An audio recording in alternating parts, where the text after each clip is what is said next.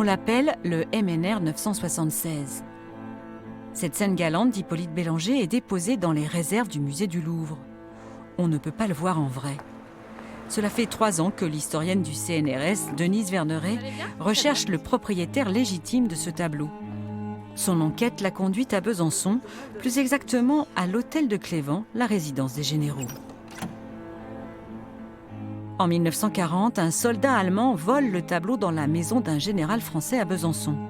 C'est le point de départ des recherches de Denise Verneret. Ah, ouais, les fameuses tapisseries qui représentent les fables de La Fontaine. C'est bien ça. Donc elles ont été restaurées à la demande du duc d'Aumale. En réalité, dès qu'il est arrivé ici, il a demandé à ce qu'elles soient restaurées parce qu'elles étaient en fort mauvais état. Le duc d'Aumale est au cœur de l'enquête de l'historienne. C'est l'un des fils du roi Louis-Philippe. À partir de 1873, il réside à l'hôtel de Cléven. Pendant 6 ans, il sera le général commandant de Besançon. Un militaire mondain, connu pour sa fabuleuse collection d'art. Le duc aimait la peinture d'Hippolyte Bélanger. Il a pu apporter la scène galante dans ses bagages. C'est l'hypothèse de Denise Verneret. Je me dis qu'il y a eu un soldat qui un jour est venu ici, a trouvé le carton, puisque c'était le carton, et s'est dit, c'est drôlement beau. Alors, est-ce qu'il a agi sur commande? Pour quelqu'un, c'est vraisemblable. Parce que si c'est un homme de troupe, je le vois mal en train de voler un tableau et ensuite de le mettre dans un train pour Nuremberg.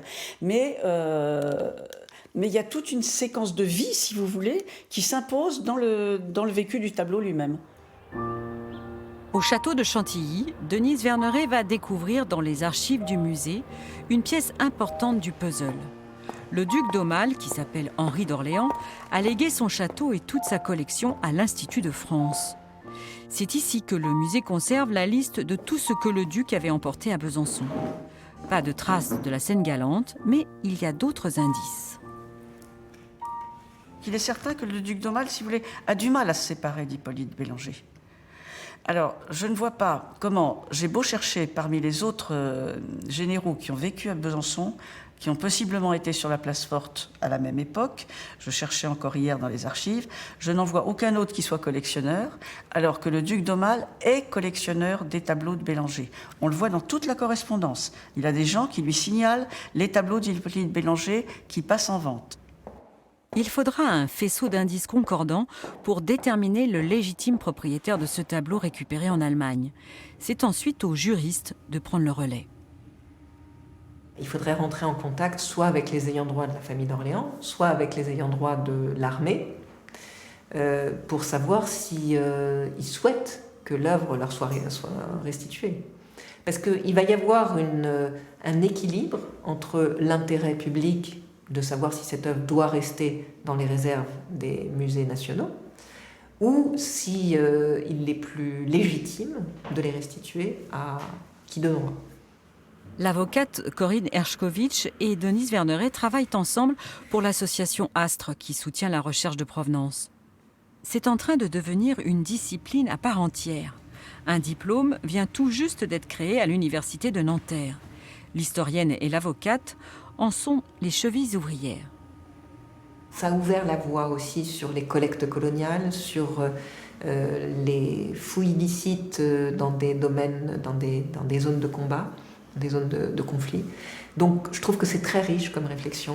Et si on doit en garder quelque chose, c'est de travailler au maximum dans le sens d'une mise en place, d'une bonne recherche de provenance, une vraie discipline. Pensons aujourd'hui à l'Ukraine. Il y a, dans les collections ukrainiennes, il y a des vols, il y a un des buts actuellement, c'est quand même de détruire cette civilisation ukrainienne. Et il n'y a pas mieux pour détruire une civilisation que détruire sa mémoire. Et quand on tue cette civilisation-là, quand on tue toute trace de cette civilisation, on tue des hommes en même temps.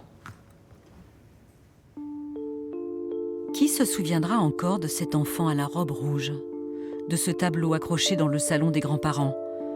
Les œuvres d'art ont 2 histoires. Il y a ce qu'elles montrent et ce qu'on ne voit pas lorsqu'elles passent de main en main.